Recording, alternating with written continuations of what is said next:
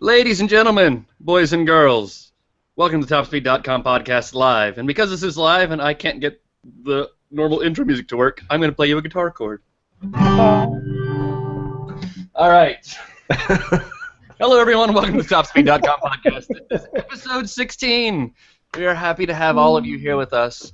Joining me today is, like always, our editor-in-chief, Justin Coupler. Say hello, Mr. Justin. How are you? Hello, all top speeders.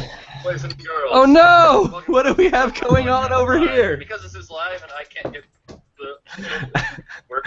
Epic fail. Epic fail. Oopsies. I was looking forward to not having to hear that. Because we are doing it live. I can't say we are not doing it live. Have all of you here. Anyway. Well, sorry about that, everybody. It looks like he has the YouTube feed up at the same time, and it's blaring through his speakers and through the microphone. So while we have this intro, Justin's going to song and dance. Yeah, I was just about to get up and start dancing to fill the time. I'm not going to stop you on that one. I don't think Christian is either. So, yeah, wow. Anyway, what were we saying? Like, welcome to the Top Speed Podcast, episode 16. Yeah. So I guess I don't have to ask the question do you have the YouTube feed up? Yeah, I do. Okay. So, the really fun thing about this is even though it's live, I can cut that out of the YouTube video later. So if you're actually watching live, congratulations. You just got to see the biggest screw up. So let's try this again. I'll even get the guitar. Ladies and gentlemen, boys and girls, welcome to the TopSpeed.com podcast. This is TopSpeed Podcast Live, and because it's live and I can't get the audio to work, I'm going to play you a chord for our intro music. G. Hi, guys. Amazing. Amazing. Amazing. Wow. Welcome to our lunch day party. It is Thursday, June, what is today, 19th? 19th. 2014. It is episode 16 of the TopSpeed.com podcast. Joining me today is our editor-in-chief, Justin Coupler. Hi, Justin. Hello there, Christian. Glad to see you're working hard to become the next Eric Clapton. I'm doing what I can. Also joining us is Mr. Mark McNabb, the bearded wonder. Hello, Mark. Yes, I am the bearded wonder. I'm doing well. Yeah. Wow, you're eating lunch. I'm jealous. Yeah. Well, don't be. It's macaroni and cheese. And it's the only thing I've eaten since like 5 o'clock yesterday. Okay, no, I'm not jealous. We work hard for you people. Okay, so right. This is the TopSpeed.com podcast. You guys know how it works. We're going to talk about all the crazy, cool automotive news that you guys are interested in and some kind of stuff that we want to talk about too. Don't forget, if you like our show and you don't want to see our faces, you can just subscribe to us on iTunes and you'll get everything in your little phone or your inbox or whatever you have instantaneously when it goes live, and you don't even have to bother with any of us. Yeah, but you suck if you do that because, you know, we're beautiful men. We are awesome, but we do appreciate all of our subscribers on iTunes. We appreciate everyone who leaves us a rating or a review. That makes us feel really good. We appreciate it. We read all of those. Also, on today's show, I'm going to talk about some of this stuff. So I've got, these are keychains, and I've got lots of stickers, and you guys have seen my shirts that I wear, and I even have like an awesome, cool Gumball backpack.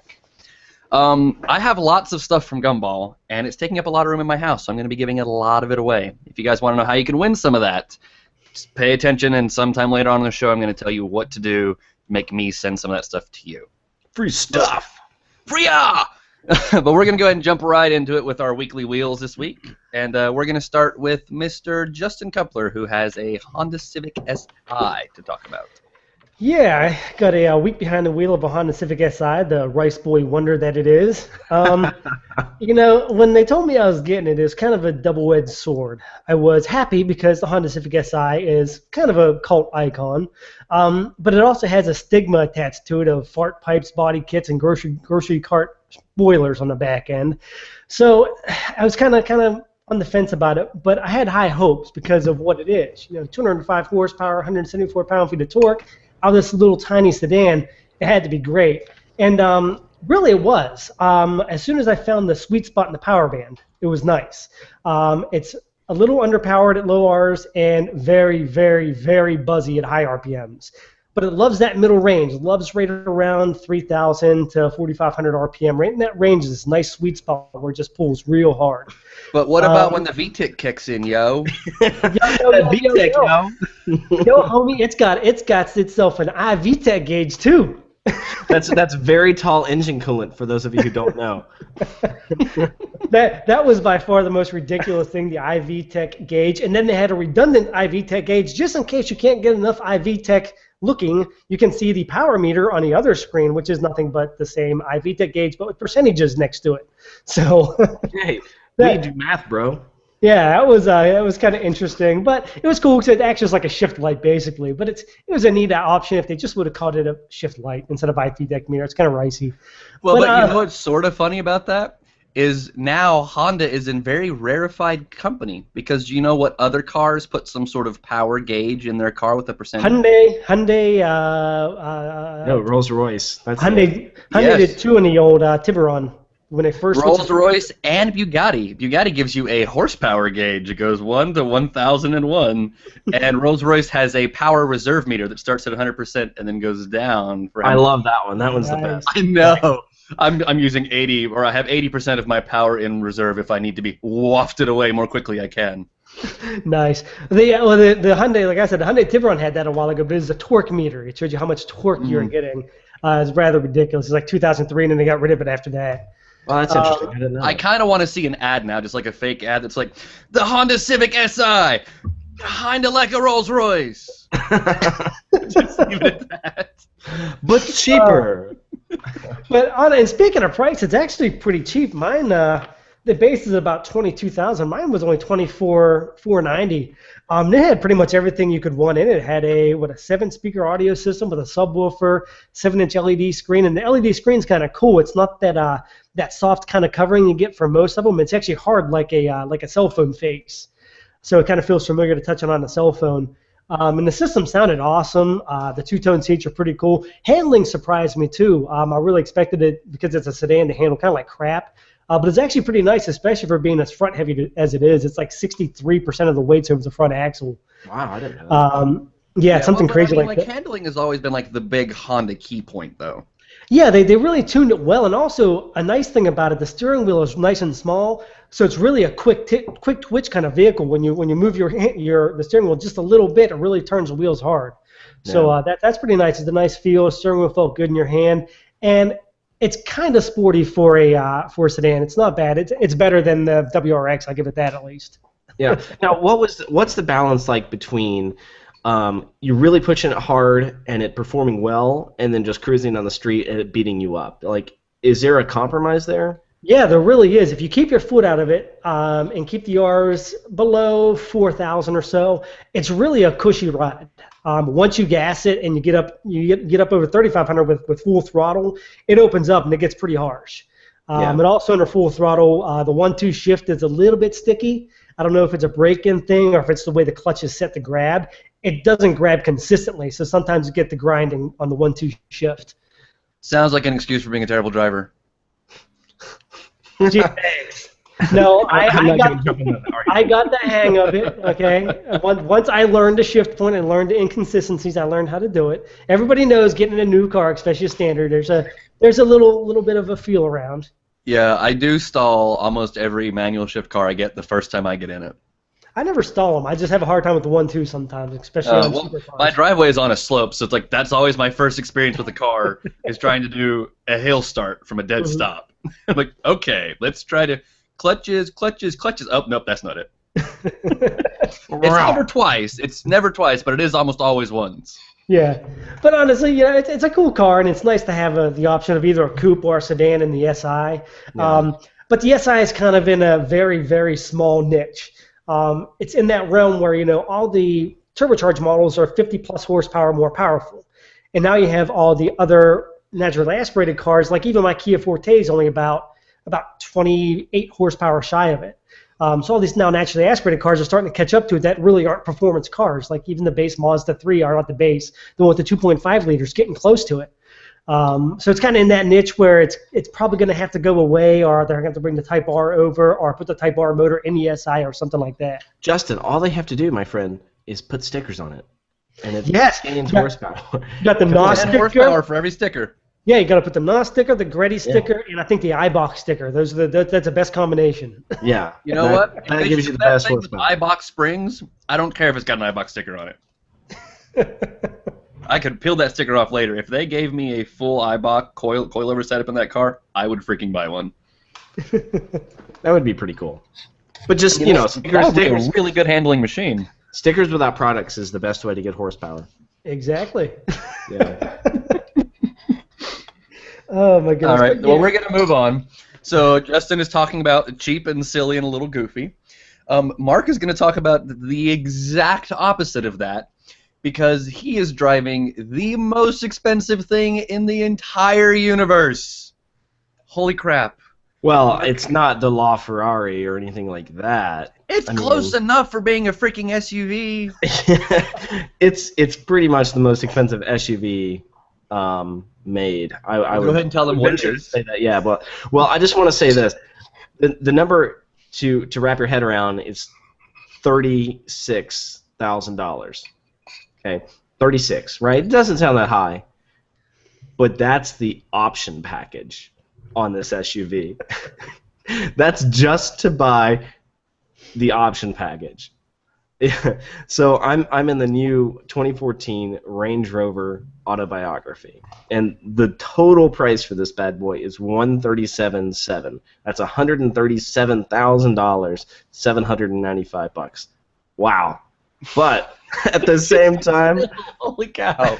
at the same time, this truck was totally worth it. I mean, for a week, I felt like I was somebody special. And the autobiography package, basically what that includes is you get the really nice, up optioned leather seats, the rear bucket seats in the back, and like the better paint, the black colored roof. What else? I mean, like everything. Everything comes with this 1,700 watt, 29 speaker sound system. That was from 29 speakers? 29. I don't know why they God forbid they go 30. That's excessive. Go 30. Yeah, 30 Well, 30 no, is excessive. I guarantee you it's 28 and a subwoofer. Yeah, I mean, no, there were literally speakers in the roof, there were speakers in the door, there were speakers under the... I mean, like, there were... Any square inch of room, there was a speaker. 18-way power seats with massage function that were also heated and cooled. Let's see, 21-inch wheels, adaptive front headlights with LED signature high beam assist. You know what? That thing is worthless because I'm pretty sure that the Audi that I drove had more seat adjustments than that. So, game over. Oh, okay. Well, yeah, my Range Rover is totally worthless now. Well, argument is mute. No, oh my gosh, it's so hard to think of a vehicle besides maybe the Porsche Cayenne that is more, I guess, well-rounded than this because it's got a massive V8 putting out massive amounts of horsepower and torque, and it also can go off-road. So it's kind of like Ferrari meets Jeep, and here it is in this one car. Okay, but it's almost $140,000. Okay, shut up. That's not the point. But no, so you know what you could buy with that? A house. 2 C7 Corvettes and a decked-out Wrangler. Yes, but who needs 2 C7s? I'm just saying, you could have a pair of Corvettes. You could have your daily driver Corvette and your weekend Corvette, and get a Rubicon. Well, that's a hard argument to argue against. Granted, between all 3 cars, there won't be half as much leather as what's in the Land Rover, I'm think sure, of all but... the money you save on insurance and license plate fees, only having 1 car versus 3. I don't really know you're going to save that much on insurance because you get a discount for having multiple cars, and your 1 car is worth more than most houses. Yes, that's true. Well, this thing, it's pretty much decked out. House insurance for it? You might flood insurance and lease agreements and everything. What about the sinkhole insurance? For real, Allstate. But anyway, more about the car instead of its ridiculous price. Gosh, I mean, this thing has it all. Starting out front, it's got the 5-liter V8 that has a supercharger. It's making, 510 horsepower, 461 foot-pounds of torque. It does have that start-stop feature, which, honestly, I was kind of unimpressed with. It doesn't really do it seamlessly, so when you're at a stop, it shuts off fine, but when you let off the brake and it restarts, it's just a little more harsh than I figure it should be. Maybe it's just a big V8, and it takes a little bit more. I think it's the 500 horsepower part. Yeah, it's a big V8. I mean, versus like something like a Prius, which the stop start is literally seamless, and you really can't tell unless you're looking at the dashboard readout. Like this thing, you know it. And in fact, I found myself turning it off when I was in stop-and-go traffic because I felt like I was hurting it, having it start over and over and over again. You know what? That's actually something that I never considered that before, because that engine's got a supercharger on it, and that supercharger takes a lot of force to crank over. I wonder how much bigger this starter motor they have to fit to that thing is to deal with that sort of stress. Yeah, I don't know. And I think most engines that have this sort of technology, now correct me if I'm wrong, I think I've read this before, is when it does the stop, it basically primes a cylinder with fuel and air, and the only thing it has to do to restart the engine is spark that cylinder. So it's basically not using the starter, it's firing, it's stopped mid-cycle and it's firing that cylinder, and that's what restarts the cycle. So I don't know that it actually uses the starter. In fact, when you're starting it from a dead stop, it takes a little bit, and you hear the starter engage. Not so with the start-stop feature. So, possibly they're saving themselves on that.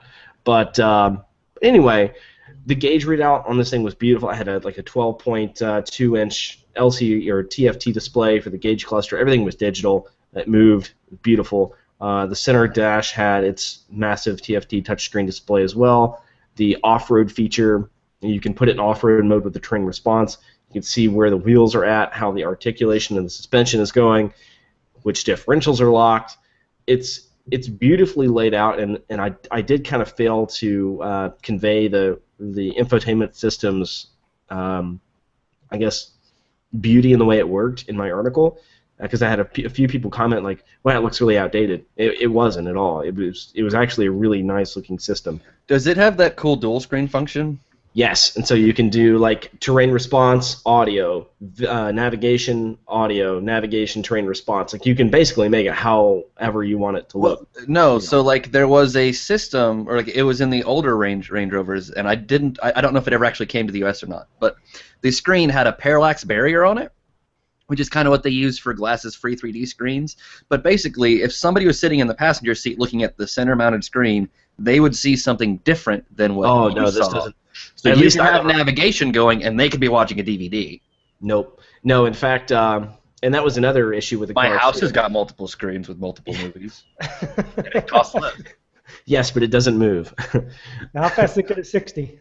Yes, let's hear that. But the infotainment system, it would not, obviously, for safety reasons or whatever, would not allow DVDs to be shown up front underway. But I did have my kid in the back, and I threw the Mickey Mouse DVD in the console, and every time I restarted the truck, I had to go through the settings and hit which screen I wanted to play, where the source was, and tell it which, like, how to route every time versus it would not just remember that? No, it wouldn't. So it was like starting from scratch every time. And I don't know if there was a deep setting to where you can hit remember me or something like that, but that was infuriating because every time I got in the car, I had to sit there and go, rear DVD, screen selection, input, DVD, display, like each this 10-step setting just to play the DVD in the back. Yeah, if you don't believe he did that enough times, he has it freaking remembered. I remember it. I can see it in my head. I know we to push. We complain enough about having to turn traction control back off every time we do a key cycle. God, that sounds excessive. Yeah, it is excessive. Now, of course, that was basically my biggest complaint with the electronics of the car. Everything else worked exceedingly well, especially that terrain response system. If you look at the article, you can see kind of how it works as far as suspension raising and lowering. It has access height, which lowers the truck down really, really low, get in and out. It's almost like a sedan. Does it do that auto? You can have it set up to do that, I believe, yeah. But there's actually a little button on the door panel itself, kind of like as you're reaching for the door handle, that you can press access height, and the truck will airbag itself down to where it's really low. Getting in and out, help grandma in the car. You don't have to, have a step stool or anything like that. Right. Normal ride height. Go ahead. Sorry. No, go ahead. I said I enjoy a lot of cars that have those sort of functions. That, like, when you turn off the key, the seat will slide back and the car will drop to make it easier to get in and out of the car. Yeah, this one will do that too if you have that set up. You can do the driver access feature, whatever like that. And of course, off-road. I didn't really push this thing off-road at all. In fact, I just put it in a retention pond at my neighbor's house. It was totally dry. It was just sandy, and it had about a 40% grade or 40% incline or whatever like that. It wasn't bad at all. At least. But I mean, it was really cool. I got to put it in sand mode, low range, had the suspension all jacked up, and just it crawled up that hill like it was nothing. Street tires and everything, not spinning a lick. It was perfect. And the truck also has the like the 3D viewing. It's not quite as good as Nissan as far as the overhead view, but you can still see what's in front of your tires, everything like that. So it worked out pretty well. And of course, it only gets 15 miles per gallon. Yeah, whatever. But no one cares. Yeah, no one cares. 0 to 60 is like 5.2 seconds. It's beautiful. It Right, even has a that's freaking. really It has a refrigerator in it. Okay, so. This center console, it has a refrigerator. Yeah, but my Golf has got a cold glove box, whatever. No. This isn't a cold glove box. This is a refrigerator. Like one of the actual refrigerators. Well, if I didn't play with it too much, but it's probably just one of the cold boxes. But yeah, it's base price for this thing. If you were not to get any options on it, starts at $84,000. The option price for the autobiography, $36,000 flat, just for that option. My total to $137,700. So we've talked enough about this truck. I know. I literally could talk about it all day long because it was pretty amazing. I really enjoyed it. So expensive. And I mean, it's got that ZF transmission in it too, and just hammering it out in sport mode, it really felt like a dual clutch. So hey, that was always plus too. ZF does good stuff. I hate that I can't get a Jag with a manual, but at least if they're going to do an auto box, they did a decent auto box. Yeah, and it has that like Jaguar, it has that rotary button that raises up and down. Right, Yeah. totally pointless, totally awesome. No, totally awesome. Totally All right. awesome. Well, we're going to go ahead and move on. We're going to talk about more obnoxiously expensive things that are totally awesome, because today is the day when I talk about... You got to drive something really, really cool. Probably cooler than mine. Cooler than yours. Might have actually been cheaper. So I got to drive in the Lamborghini Gallardo Spider. This is the LP 560 version, so it was the second generation car, and that's what I drove in Gumball, along with the big Mercedes Sprinter van. And gosh, that thing is pretty sweet. It was a rental. So Anastasia Date, the company that sponsored the trip, they rented the car from London and had it shipped over to Miami so we can start this journey. And so it's a little beaten. Had 25,000 miles on it. Some of the interior pieces are starting to wear and fall off, and some of the things didn't quite work right, and the key was jamming in the starter occasionally. You know, it's Italian. At least it didn't burst into flames for you, right? Right, but for being 3-4 years old and being a rental car that's had the living crap beaten out of it, holy hell was it good to drive. There's no launch control system in it, and from a hard start, the four-wheel drive system really bogs down, and it's like the 0 to 60 time is kind of terrible, and it doesn't feel that fast. But once you get it moving, and it might have part to do with all of that V10 noise sitting right behind the back of your head, and the fact that there's no top and you have wind and everything. But it felt every bit as quick as a GTR once you got above about 45 or 50. So like if you were going 50 miles an hour and you were going to merge onto the interstate at 70, you kicked it down a few gears and punched it, it felt just as quick, if not quicker, than a GTR. And that amazes me, because the GTR is incredibly fast, and also this car is a couple years old, rental fleet with 25,000 miles on it. So either that engine is the greatest engine in the world and it shows no wear or tear, or a brand new one of those things has to be the most incredible driving experience in the world. I'm thinking it's more that latter, because that thing's had the living crap, There's no engine can take a rental car beating. I know, but I'm just like, it just great. You flick the gear, and it's awesome. So the shifts are fast, but they're not smooth, and it's like in a good way. So like if you're in a manual and you're really hammering it, when you hit the clutch and you shift the gear and you drop the clutch back out, like you get a bit of a forceful thump when you shift. And the Lamborghini shifts quicker than I can shift on my own, but it still gives me that awesome thump.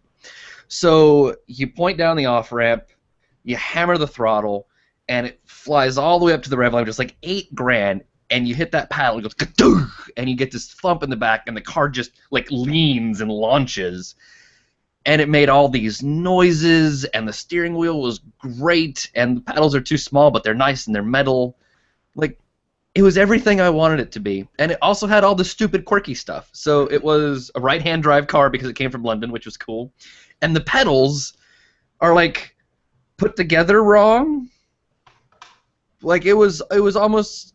they're left, if that makes sense. So think about a car, and you get into a car, and you've got clutch, brake, gas, right? This one doesn't have a clutch. So it seems like what happened is when they go, oh, we're not putting a clutch, they still started the pedals over there. So the gas is in the middle, and the brake is where the clutch is, and there's just nothing over on the right side where the throttle's supposed to be. You're jamming on carpet. Well, yeah, no, like, so like the first time you get in, you go to start it, and you're just like kicking like an idiot at nothing.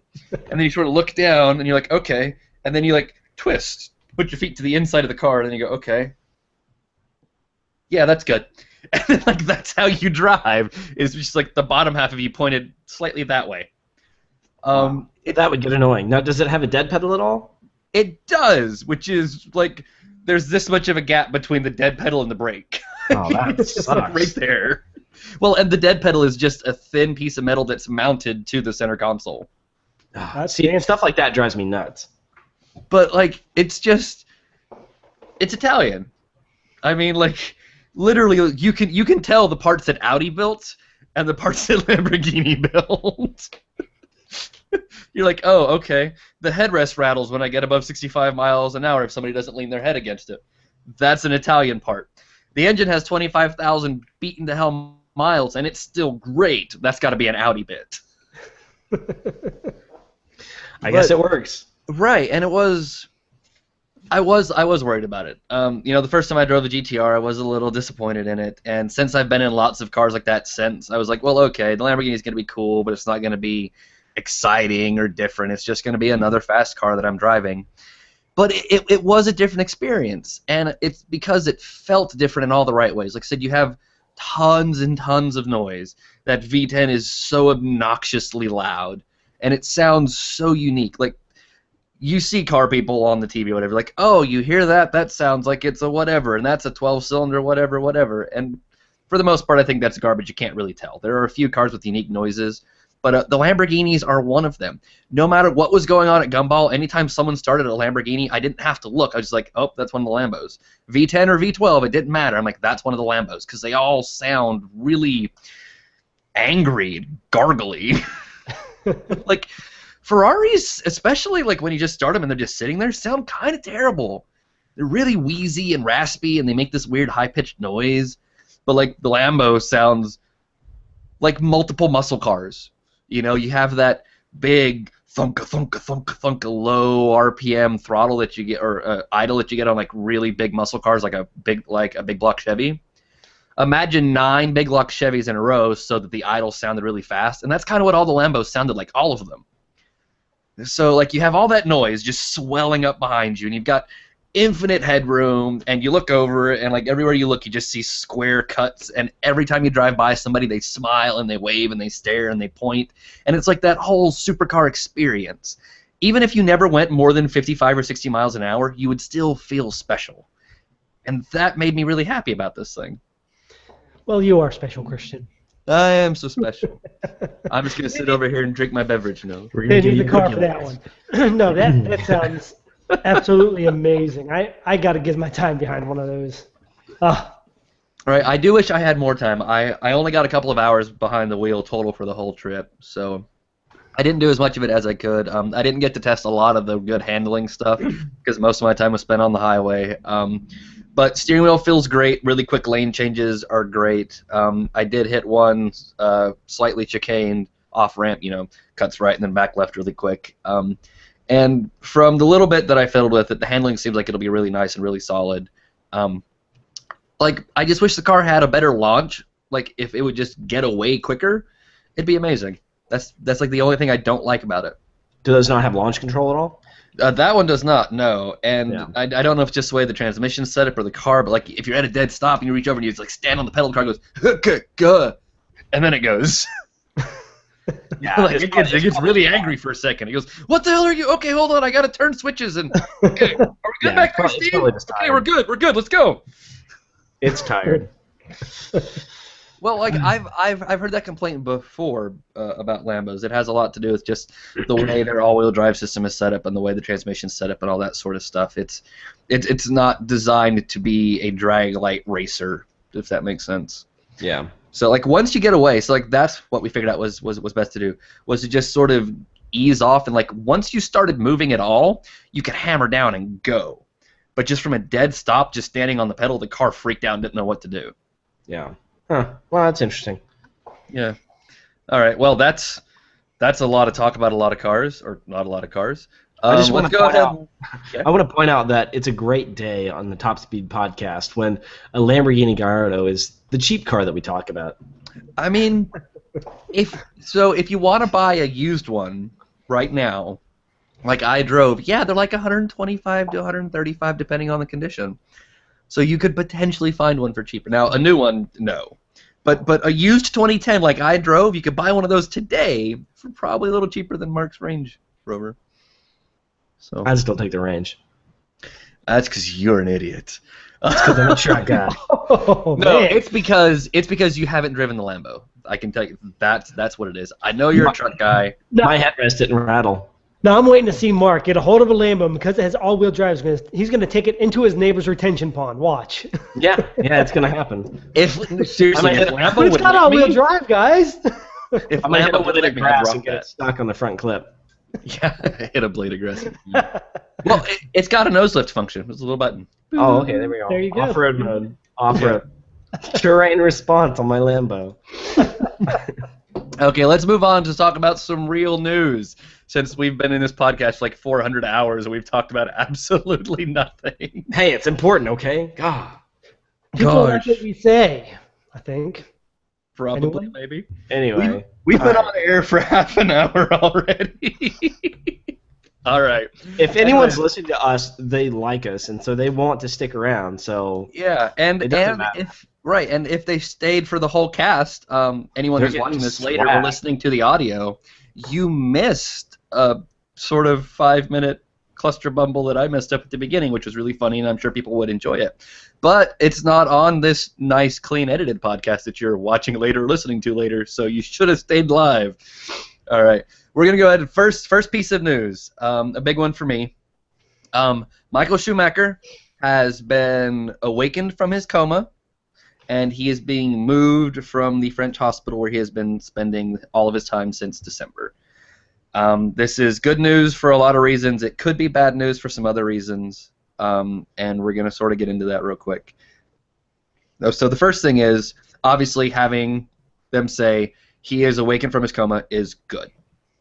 We have no details on that.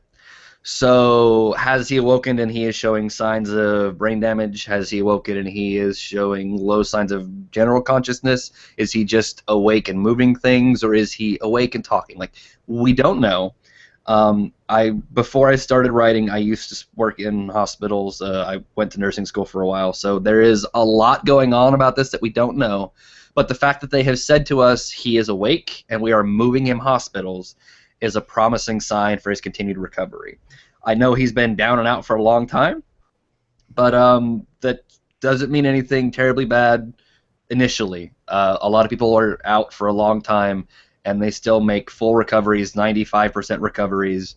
I don't think he'll ever be able to race an F1 car again, at least not competitively, but he should hopefully be a full functioning member of society again at some point, and this is our first real step towards him getting there. So we're all thinking about him and wishing him well, and we appreciate the good news, and we appreciate everyone who sends out their good wishes as well for that. But let's go ahead and talk about something that's a little less depressing and more supercar-y. Hey, Mark, talk to me about Aston Martins. Ooh. Yeah, Aston Martin. Well, apparently they are planning to kind of reinvent themselves, reinvent the brand. What they're kind of doing is starting with AMG, putting some engines in that hopefully will kick them up a little bit. They're going to be starting with a new platform, which is going to kind of get away from the ubiquitous look, even though they're different models, and kind of getting a little more differentiation between the cars. And what this means is definitely that it's new products, faster cars, better engines, and we still have that Aston Martin brand. It was kind of getting a little hairy there for a while. We were thinking, are they going to make it? Well, but it's been that way since Aston Martin started. Well, yeah, they're continually on the verge of bankruptcy. We can only hope, though. It's like we're really pulling for Aston Martin, and we think this is going to be definitely at least it's a right step in the right direction. I'm kind of curious. I'm kind of curious why Mercedes and AMG would do this. Because Aston Martin, I know, is not a direct competitor to Mercedes in a full line sense, but there is some overlap there between the two. Not much, but there is a little bit. You have the SL, actually now the AMG GT coming out. There is a tad bit of overlap there. So is Mercedes and AMG maybe saying, well, maybe we can make a little extra money here to fill our coffers? Are they actually in some trouble as well? Is that a possibility? No, I don't see that. Go ahead. Yeah, Mercedes has a long history of doing this. Mercedes is working with Nissan on a new engine plant here in Tennessee, and they're going to be sharing engines. AMG makes all the engines for Pagani, and has since Pagani started way back in whatever 100,000 years ago. And Mercedes and AMG has made a big deal out of their engine business in general, and they actually farm out a lot of engineering efforts to other companies, and they share a lot of that stuff with them. But here's my issue, though. You say Nissan and Pagani. Neither one of those you can really talk about in the same breath with Mercedes. No one's going to go cross-shop a Mercedes to a Nissan. No one's going to cross-shop a Mercedes to Pagani. Well, no, but you could cross-shop Infinitis, and that's what the engines are actually going to be used for. Yeah. Because remember, that was the big talk. The Q50 that's coming out is going to use Mercedes engines.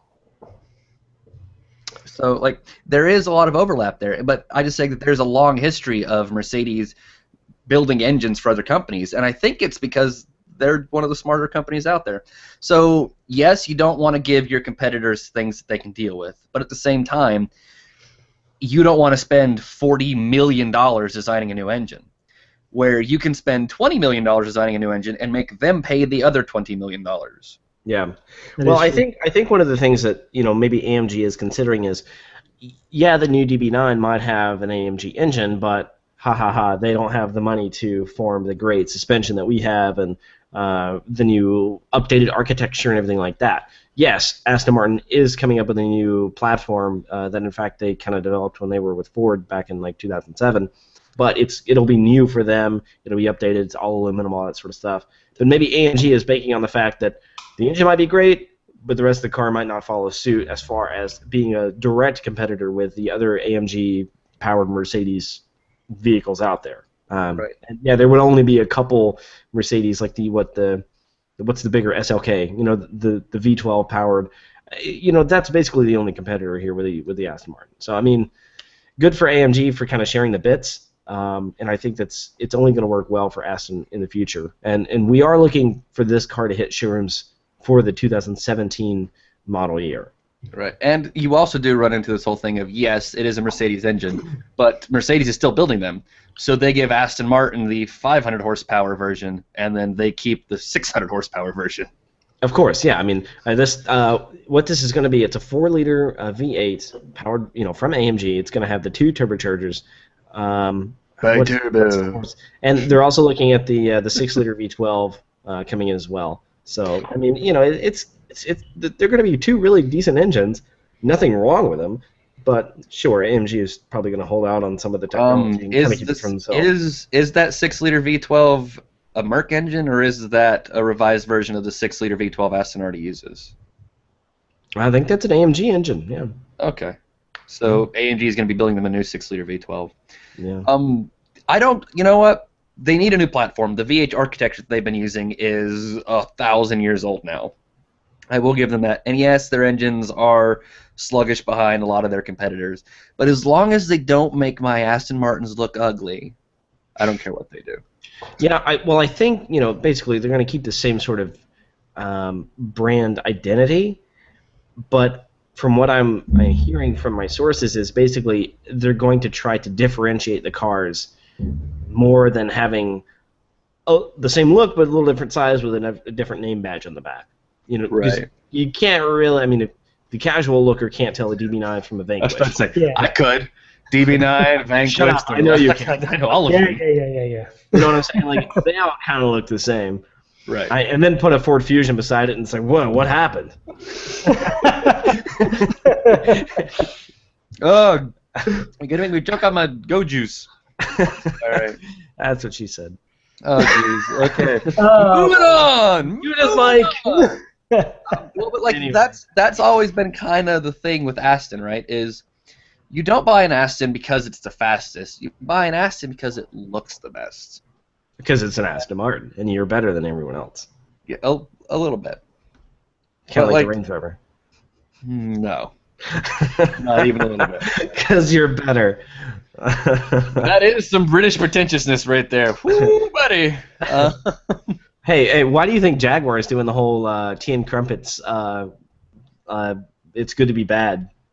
Come on. No, they're doing British villains, which is not tea and crumpets. No, he's drinking tea and eating crumpets in the helicopter as he's chasing the bad guy driving the Jaguar. You got to see it. Hey, Justin, Nissan came out with this really cool, awesome NC 2020 concept that's going to preview the next GTR. What's that about? It's about a whole lot of... Take that, Mark. It's about Aston Martin and Jaguar. Yeah, Aston Martin, British Jaguar, yeah. Rawr. It doesn't matter, America. America. Oh, my goodness. Okay, are we done? Can I go home I don't now? know. Are you done? Are you? I might be done. Are you done? Anyway. Shut up. Moving Anyway, on. the Aston Martin.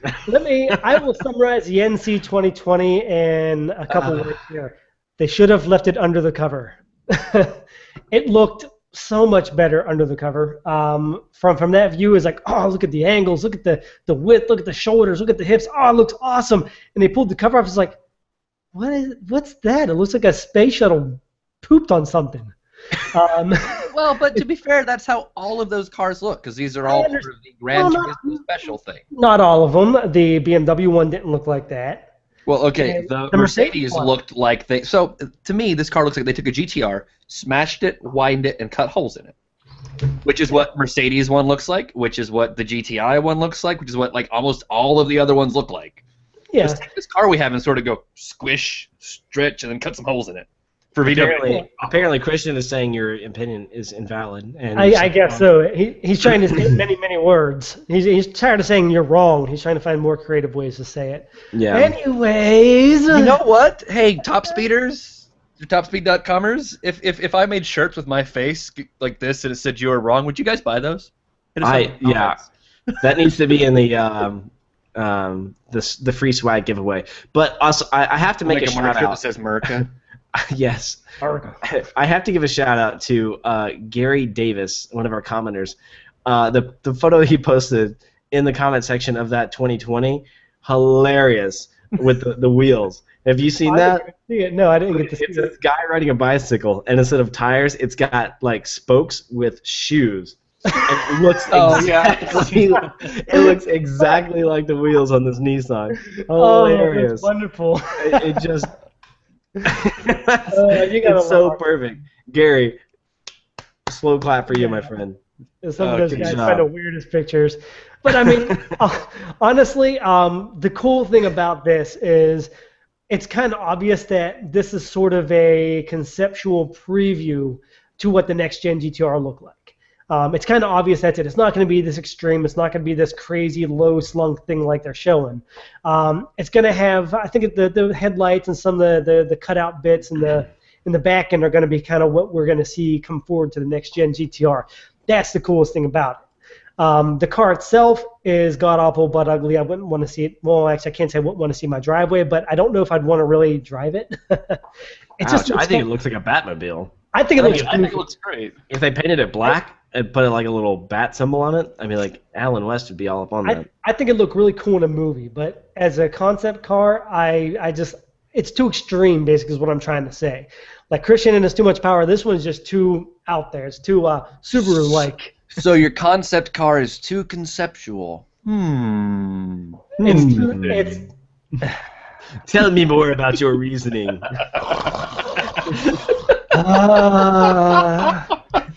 So your supercar is too powerful. Same argument. But no, it's too much. There's this point with the concept car where it's cool concept car. Yeah, this might not make it to production. And then there's like, oh my God, what am I looking at? Like the Pontiac Sunfire concept when they first released it. If you can look at that, Google that.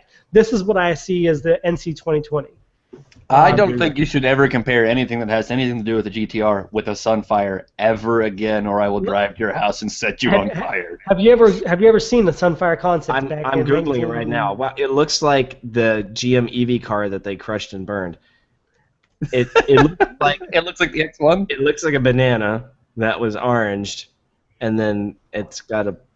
Yeah, that's weird. But so here's the thing: I can look at that and I can see exactly how they got the Sunfire out of that. Yeah, I see it. The door is the same. The rear fascia-looking thing is the same. Yeah, I can see exactly how they took that and made the Sunfire. Yeah, and that's what I'm saying with this. The front and back, the front and back, I can see it can make it to production, but it's just the extreme detail they went with, the big scallop sides and things like that are just too much on this NC 2020. I'm not saying I hate it. I'm just saying it's too much. I wonder if that Pontiac concept has ignition switch problems. No, but it has plenty of the big, fat, juicy old GM gray buttons with the white lettering on it. It's really cool if you can find a picture of the steering wheel. Those are lovely. Oh, it's hilarious. This ultra-modern car with these big, fat, ugly GM buttons on them. Okay. Anyways, let's move away from this thing. We've got to start making up some time somewhere. We've beat this horse till it's dead. Let's talk about other new cars that may be coming, and I don't know if they should. The RX-8. Yes, exactly. The RX-8 may be revived. We don't know if it's going to be called the RX-8, but something from Mazda is going to be coming for 2017, and it's going to have rotaries, so that's always fun. So anyway. We kind of got this report that says that Mazda is going to be basically developing this car. It's going to weigh less than the old RX-8 did at like 2,800 pounds. It's going to have more horsepower. It's going to be more efficient, burn less oil, burn less gas, and be all around a better car, but still this rotary-powered, awesome car thing. I'm trying to figure out how Mazda is going to get past the Wankel engine burn or oil burning issue. I mean, it's in the engine. That's part of it. Yeah, right, true. But I've also seen guys who are literally not a part of Mazda, who have nothing to do with like Mazda engineering, work wonders with these Wankel engines as far as the developing better and newer gaskets that are more efficient and that don't allow blow-by. So I mean, it's possible. It's possible. Right, I think that with modern technology and money. So what? So it's a Wankel. Well, it's right. Cool. So like that right there, that one thing is my biggest problem with like rotary engines, because you're right, they're totally cool. And I'm glad Mazda makes them. They have like 5 bajillion like RPM redlines. Like, well, okay, right, but you can rev it. You can rev it for days. It doesn't matter. You can't. It just sounds good. It sounds. You have to rev it for days. The RX-8 made no power before like 8,200 RPMs, and then it redlined at 9,000. So you had this much power. Yes, it's got like 10 pound-feet of torque, but so what? It's really cool. Yeah, as a guy that I owned an RX-8 for approximately 2 weeks before I traded it in on my Mazda I have now. Literally, and I am not exaggerating, 2 weeks I traded it in. That's a record. And the guy that had it before me put a Borla exhaust system on it, so that just compounded things. Not only is the horsepower kicking at like 8,000 RPM and there's like 140 pound-feet of torque, but it's going bah! In your ear at the same time, and you're not going anywhere. I'm trying to stick my foot out and kick it like a skateboard and get going. So it's actually a lot like a Fiat 500. All this noise, and it sounds like you're going 100 miles an hour, and you look down and it says 12. Yes. Now, well, hey, look, it saves you on tickets, though, right? No, because then the cops just follow you because how damn loud the thing is. Sir, you're going 30 and a 45. I'm going to give you a ticket for going too slow and being too loud. What I like about the Mazda RX-8, and I hope they keep this concept, is the interior design. It was very futuristic for its time. It had the RX-8? Yeah, the RX-8. It was very advanced for its time, I think. Yeah, with the little winkle triangle things. Yeah, they had a winkle triangle everywhere, and also the four-door. I thought the four-door, some people hated it. I thought it was actually a really cool concept. They had the sports car that had back seats and four doors. You could actually fit someone in the back. Yeah, it's kind of cool. Made the glass house look a little bit funky, but it was a pretty cool feature to have. Yeah, right. You know, I have to admit, though, that every time I see this car, I just think of Wolverine. And please elaborate on that statement, Mark. Please, do you not know? Like, apparently, Wolverine drove this car in one of the X-Men movies, like back when it first came out. Yeah. I've got them here at the house somewhere. I'm gonna have to go look for that now. Yeah, I'm pretty sure. Wolverine drove an RX-8. I'm not. Oh gosh, it's raining like crazy. I'm not really a big X-Men fan. I know, right? I'm not really a big X-Men fan, but yeah, I think I remember seeing that. So yeah, you're right. I'm looking at the picture right now. It's a blue RX-8. Yeah. But anyway, I just think it's a really interesting car, and you know, the Wankel is really cool, and right now Mazda's not making one at all. But I think the Wankel is, the Wankel is to Mazda like the small block is to Chevy. It's like no, I disagree because the small block's good. Who's to say Mazda isn't? No. The rotary engine. Just kidding. I'm kidding. But like I said, I do like I have to get this out there. I love rotary engines, and I love that Mazda keeps making them. Like it's one of my favorite things that they do. It has potential. But it doesn't. Potential. Yes, it does. Shut up. They always have potential. I mean, some of you can get them pretty well tuned. It's just a matter of what you have to do to it. You got to change the seals. You got to reinforce everything. You got to add force induction just to get a little power out of it. Right. Well, so okay, a lot of the extra seals, because I spent a lot of time looking at rotary engines because I actually wanted to buy an RX-8 or an RX-7 for a long time. A lot of these new seals that you can use, they don't last as long as some of the other ones that Mazda uses that leak a little bit. For whatever reason, they don't seem to last as long, so you have to replace them more often, which is something Mazda can't and won't do because that's huge cost on the consumer or massive cost for Mazda to make super long warranties. Either way, nobody wants to deal with it. And then those cars, they need turbos. They need forced induction to get torque. Like, yes, that Wankel makes 300 horsepower, but it makes less than 100 horsepower before like 4,000 RPMs, and it has zero torque all the way through the rev range. So you need forced induction. And then once you have Mazda making a forced induction rotary, they're going to run into the same problem they ran into with the last gen RX-7, which is this car is amazing, and it's so freaking expensive, and nobody's going to pay for it. Yeah. Well, I think, you know, the Wankel is really cool, but one of the biggest downfalls, like you said, is maintenance. I know there's people out there or garages that will not touch these cars because they are ridiculous to work on. Well, yeah, and no one carries parts. It's like... It literally is a completely different engine. It's totally a different school of thought. Right. I love them, and in a perfect world, I would love to see lots of them on the road, and I would love to see Mazda come out with like maybe a smaller engine than the one that they're using. You know, instead of the sorry, I almost said 3.6, which is incorrect. The 1.3, which is also utterly incorrect. But we're not going to go into that. Instead of doing like the 1.3, cut it down to like 1 liter side. And make it a smaller engine, put some forced induction on it. If they could get that thing out the door for like 35, I think it would still sell, and it would be a fun little interesting car, and that's what I'd like to see happen. There's so much against them with that car. Have faith, my friend, have faith. Moving on.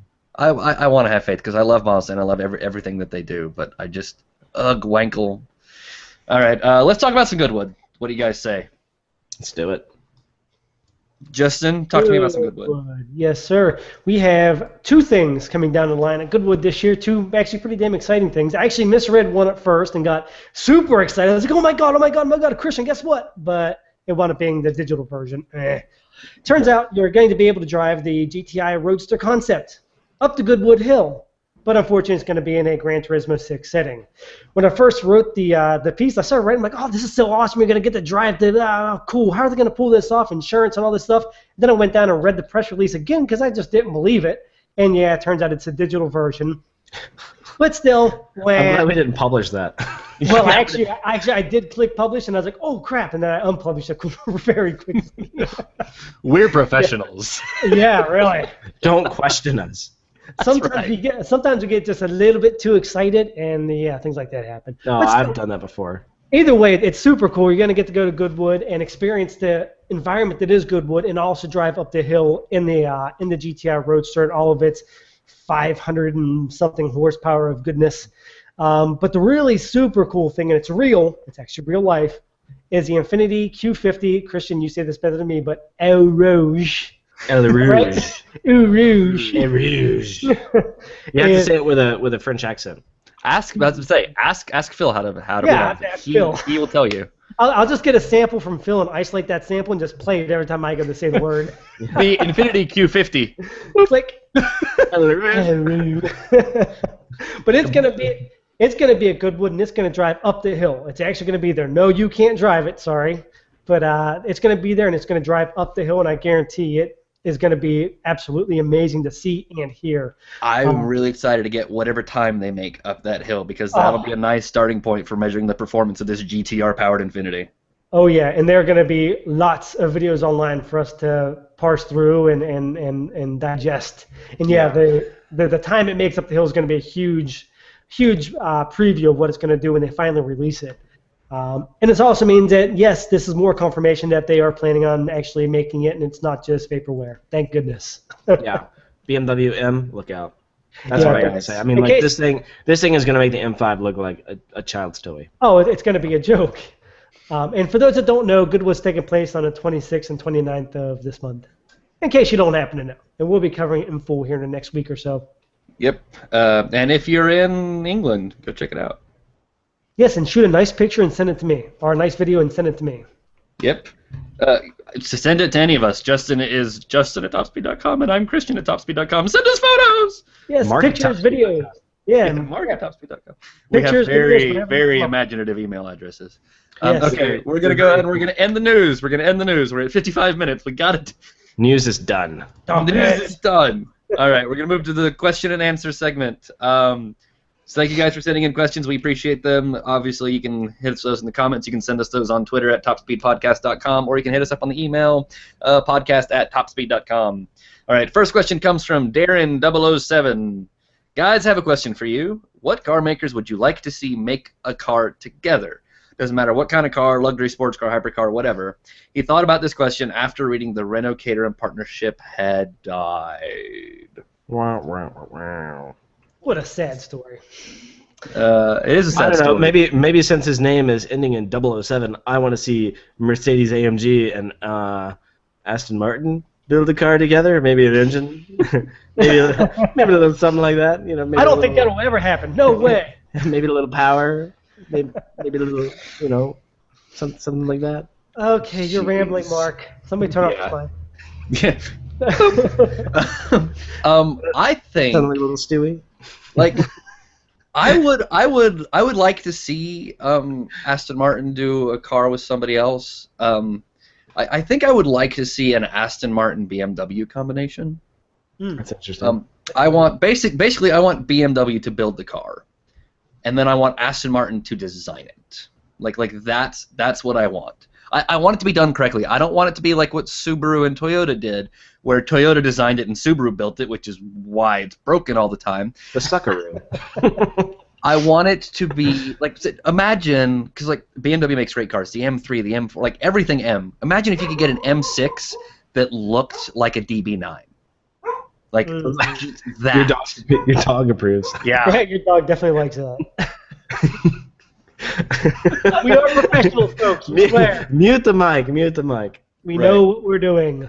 Right, but like that, just try and think about that. You could have that perfect BMW feeling with those wonderful engines they make and the great handling, but you get the look of an Aston Martin, you get all the leather and the metal and the handmade Britishness that is an Aston Martin, but you know it'll work all the time and it'll go fast. Yeah, that's a good way to look at it. Just kind of a coach builder type thing. Yeah. Interesting. Well, I picked a couple oddballs. McLaren teaming up with Caterham, I think will produce one of the baddest track cars on the planet. Because Caterham is so good at minimalist things. They minimize everything. They've kept the same just like a Caterham 7 with like the P1 drivetrain? Something like that, but a little more style. Dumb. I want Caterham to take their lightweight technology, the way they're just so excellent at taking everything and minimizing it, and saying, this is what you need to make this thing a race car. And then take the P1 drivetrain and go plop, but also take a little bit of McLaren styling, give it a little good look. I think that'd be a pretty cool combination, make an awesome track car. I mean, if they could pull it off, that would be really amazing, actually. Like, I worry about that because part of what makes all the Caterham stuff so light is the fact that there's nothing there. Like, there's no roof, there's no windshields, the car is 4 inches wide at the front. Like, it's that sort of stuff where they get a lot of their lightweightness from. But if they could take and put a little bit of McLaren flair on that with some McLaren drivetrain tech, okay, I will give you that one. It's a lot better than what Mark came up with. You haven't heard Mark. No, that was not my real one. That was. Oh, I was like, that is the biggest cop-out answer in the world. No, I had to think about it for a little bit, but yeah. What I want to see is kind of along the same lines as Justin. I want to see Ariel and Porsche get in it together. Oh. I want to see a Porsche slapstick drive line inside an Ariel Atom. Take out that old Honda crap. Let's see some Porsche inside an Ariel Atom. Yeah. You know what the only problem with that is?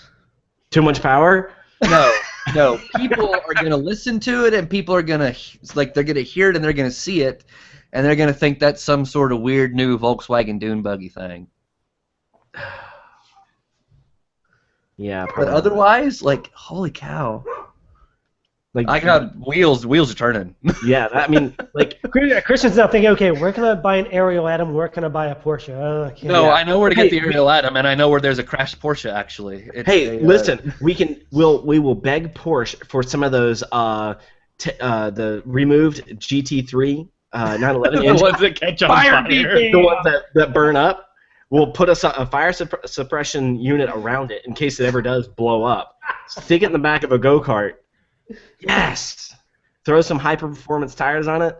Ariel Adams got nothing on this. Oh, man. Top speed project right here. Oh, wow. Yeah, you're thinking about it. You're thinking about it. Like I said, I know where there's a trashed 911 right now. It's an old air-cooled one. It's an 89. It's got the 3.2. That would be pretty sweet still. But could you imagine? Okay, we need to. You know what? We need to stop this right now. I am not going to get any freaking work done today now. All right, Ariel and Porsche. If you are listening, we're not begging you. Doesn't even have to be Porsche. We're not begging you. You're listening. Call us. We will make this happen somehow. I've got a spare kidney. We can do this. All right. Second question is from Tunny. Reading the article about the Ferrari Special Projects pieces that we have up on the site, which you haven't seen them, check them out. They're pretty cool. Made me think about what other car maker I would like to see have a division like this that would make one-off cars. He wants to know what car maker we would choose to have us make a one-off car, and what would it be, given that we were so rich that nothing on the market would satisfy our needs. He would go to Mercedes and ask them to build a replica of one of their old F1 cars and use the 760 horsepower engine they build for Pagani to power it. And he wants to make sure it's road legal. But what would we like to see? Well, that's kind of hard. I don't know. I would have to go. I'll go first because I have mine written down. I was a good boy and wrote mine down. I would have to say, go clap. My memory is like nothing, so I have to actually have everything written down. I'd have to go to Mazda and say, you know what, Mazda? I want you to take the Miata, the NC Miata, strip all of the aluminum and all of the steel off the body, slap nothing but carbon fiber on it, and take the engine that's in it, give it a turbocharger, push it up over 250, 260 horsepower, and I'm happy. That's all I want. Somebody on this podcast may be driving a supercharged custom Miata in a few weeks. I know. So if people are listening and they're interested in what that might be, you should pay attention to the podcast in a few weeks. There may also be V8 powered Miata goodness as well. But no, like I think like that's actually a super cool idea. Take what they have, like what, we know you make it light and you make it as light as you can, but money's no object. Actually make it as light as you can, and give me all the power in the world. Thanks. Whee! I'd be happy. What they're gonna do is they're gonna call Ariel, slap a Miata badge on it. They're like, look at this new MX-6. Jeez. Actually, the MX-6 was a car that existed. Yeah, it was. It's the new 2017 MX-6. No. Yeah. Dear Shut up, God, I'm right. No, Mazda, don't do that. Don't make a new MX-6. Don't make a new MX-3. Just don't. No. Okay. So I would actually really love to see Chevy or GM have a super cool special divisions company that would build whatever I wanted to.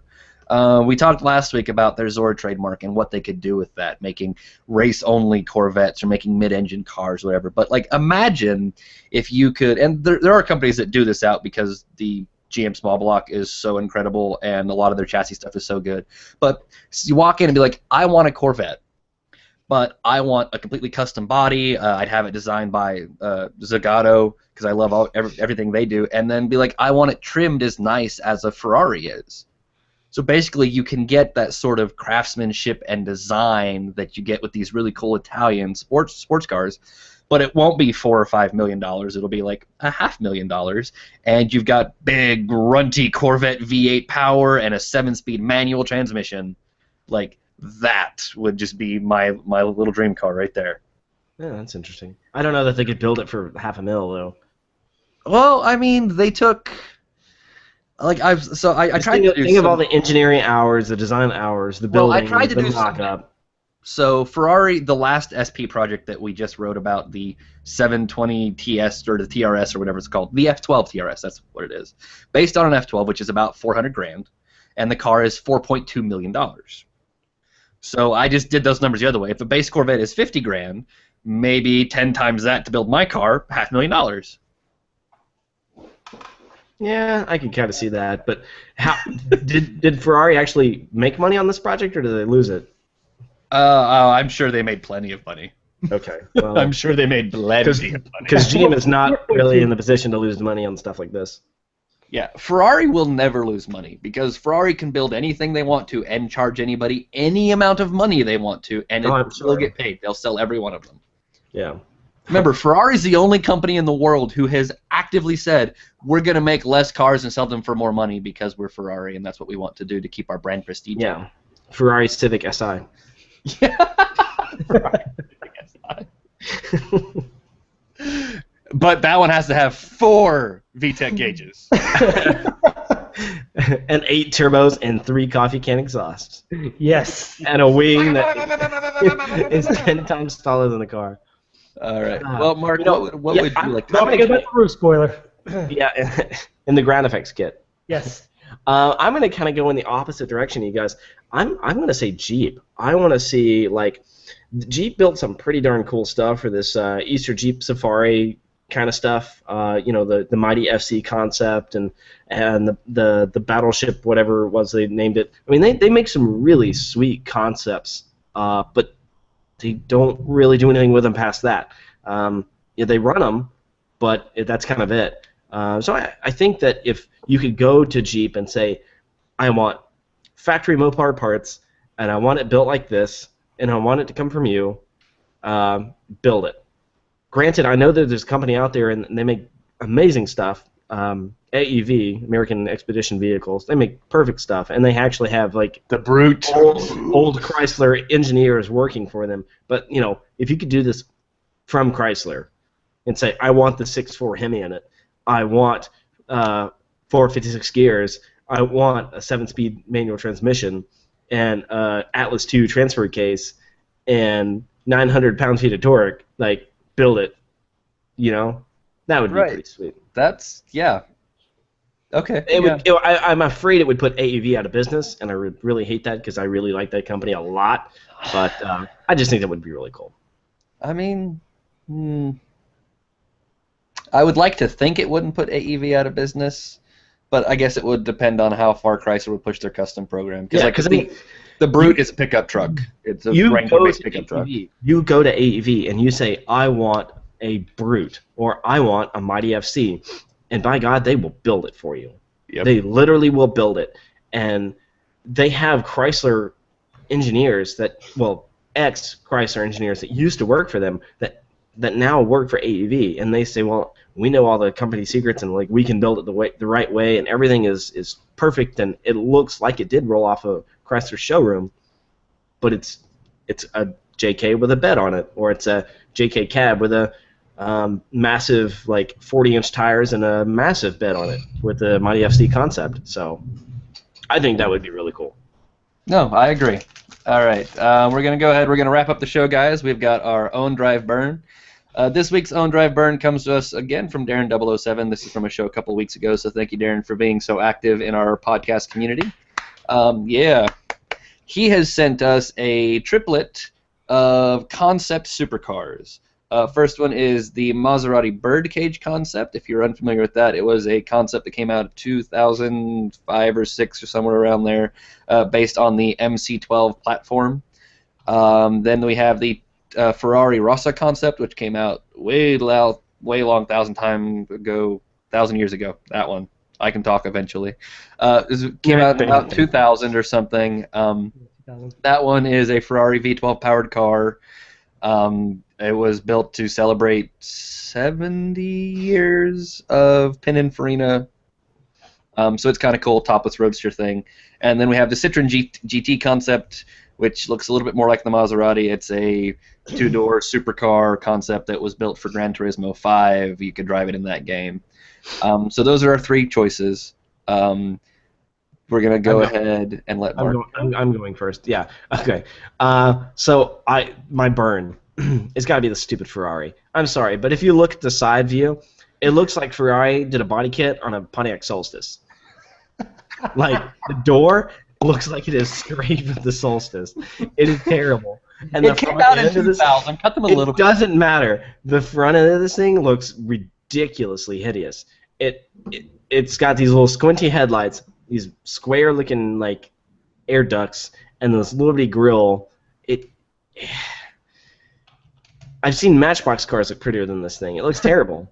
So yeah, that's gonna get put on fire and rolled down a hill any day of the week. My drive once is gonna be the Maserati. I think it looks really cool with a whole little like clamshell hood door thing going on. But I wouldn't want to drive that every day. It's a little bit too much.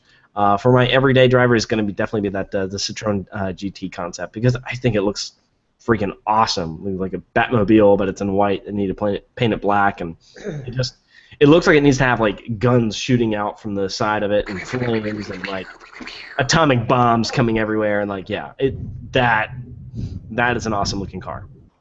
That's okay. Okay. I'm gonna be slightly different. I'm actually going to burn the Citroen. You stuck at life? Well, so okay, the car has like 5 engine options based on if you got like the video game one or the real life one or whatever. The video game one came in like 3 or 4 trims, and one of the engines, it was a hybrid with hydrogen technology and like 900 horsepower or something and all-wheel drive, and like that is awesome. The one that they built that they take to shows is powered by a 4.6-liter Ford modular V8 from a Mustang. So the hell Mustang! Well, you know what? It doesn't matter. I'm not going by what's in it. I'm just going by looks. Well, right. Like, it looks amazing, but if I have to drive this thing, like, I want it to be cool to drive. So it's going to just be set on fire because it's a big, heavy concept car with a Ford modular V8 in it. Yeah, so this thing needs like a W16 from a Veyron or something in it. Something awesome, or like that hybrid. I think in the hybrid system it was like a V8 or a V10, like I said, with a hydrogen power plant and batteries and all-wheel drive. And it was like 800 or 900 horsepower. Like, it's a super cool idea. And then it's like, here it is with a rumbly Ford V8. 204 horsepower. 789 horsepower to be exact. Well, that's what the concept was supposed to be. Yeah, that's not what the actual modular The actual V8 car- has. The actual car is 510 to 615, depends on the road or race. No, that's really sad.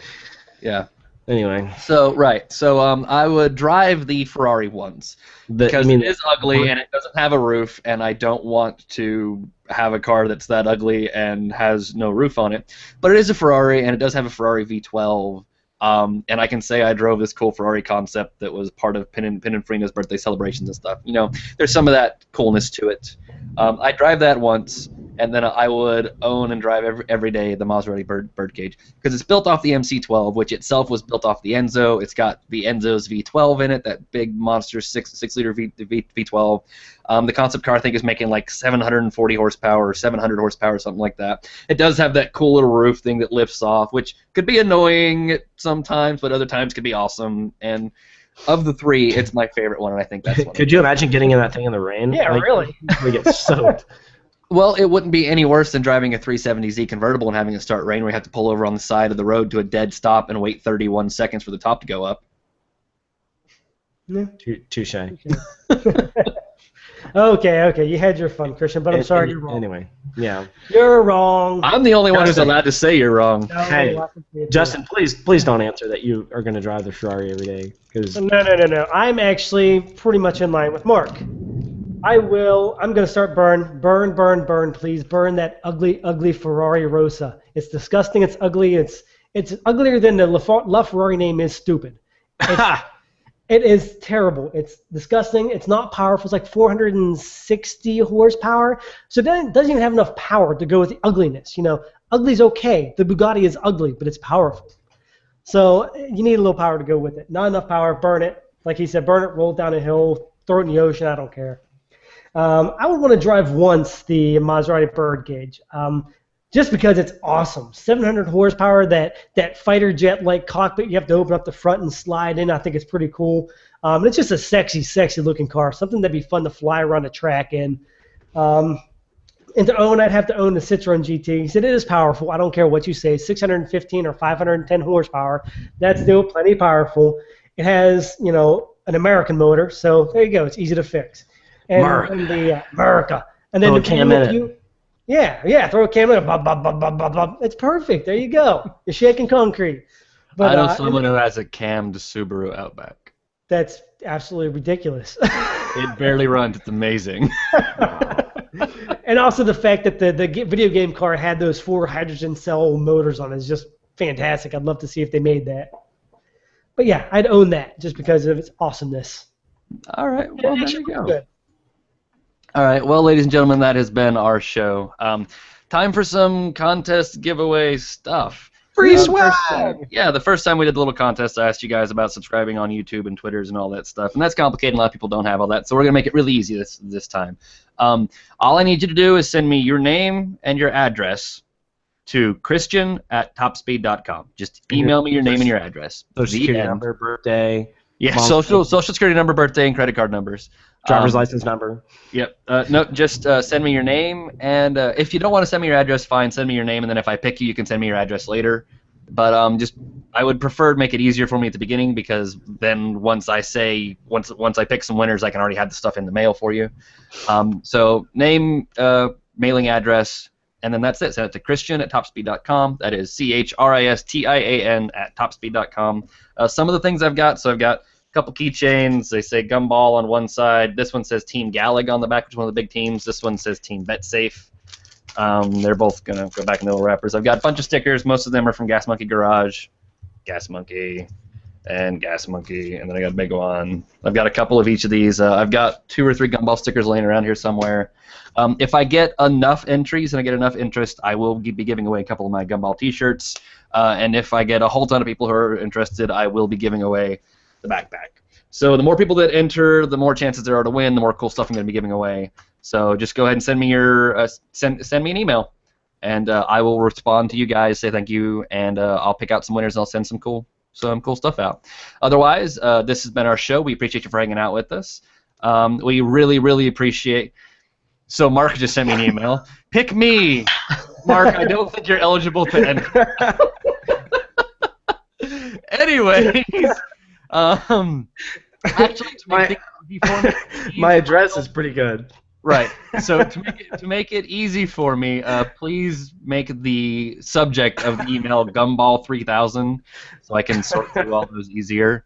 Not pick me! Exclamation! Exclamation! Exclamation! So again, email me Christian@topspeed.com with the subject heading Gumball 3000. I am Christian Mo. You can send me an email, or you can reach me on Twitter @Moferd. That is MOEFERD. I've been joined today by Justin. Justin is on Twitter @TheCarJunkie. You can also find the crazy Mr. Mark McNabb. He is simply @Mark McNabb. You can find him on Twitter or the Instagram. He prefers the Instagrammies. Otherwise, thank you guys. Please subscribe on iTunes if you haven't and you want to catch up with us without trying to catch the live shows. Thank you a whole ton to everyone who watches our live show. We really appreciate it. I thank you guys for letting me do this. If it wasn't for you, we couldn't do this, so thank you. Otherwise, we hope everyone has a wonderful, wonderful Thursday, a wonderful Friday, and a great weekend. We'll see you guys next week for episode 17. Oh, I don't have music. Play us out, Johnny. Thank you guys so much for tuning in. We appreciate you having you here. We hope everyone has a great weekend. And a wonderful, Don't forget to tip your waitresses. Tip your waitress. If you don't, I'll come get you. Because we love you. Anyways, that's our show, everyone. We hope you had a wonderful, wonderful time. We'll see you next week. Bye.